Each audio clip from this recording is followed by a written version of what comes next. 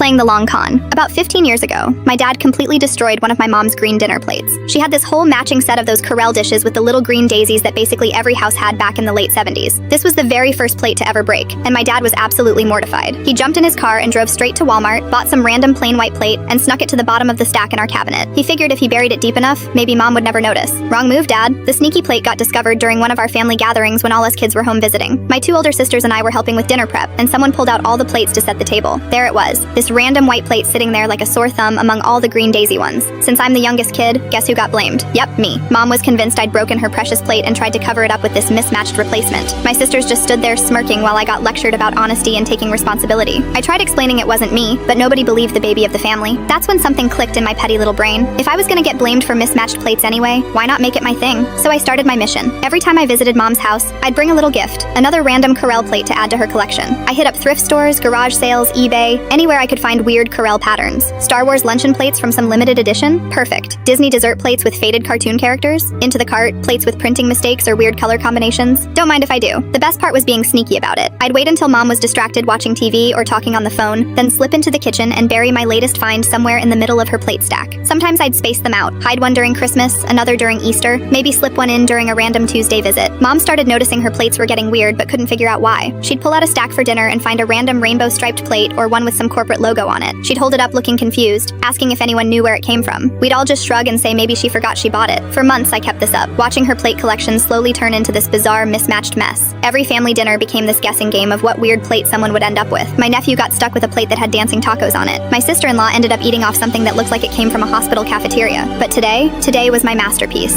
I'd been stalking eBay for weeks, waiting for the perfect opportunity. Finally found a seller with 3 brand new green daisy Corelle dinner plates, the exact same pattern as Mom's original set. I drove over to Mom's house this morning with my secret weapon, told her I wanted to borrow her casserole dish for a potluck, which gave me the perfect excuse to be digging around in her cabinets. While she was in the living room folding laundry, I carefully added all 3 green daisy plates to her existing stack. Now here's the beautiful part. Someday, probably when she's cleaning out her kitchen or maybe preparing for another family gathering, Mom's gonna pull out all her plates to count them. She's gonna see all the random mismatched chaos I've created over the years. But then, she's gonna count those green daisy plates, the ones she's had forever, and realize she somehow has more of them than she started with. The look on her face when she figures out she's been getting pranked for over a decade is gonna be priceless. She'll probably spend hours trying to figure out how she ended up with extra plates of her original pattern, while also somehow accumulating every weird Corelle design ever made.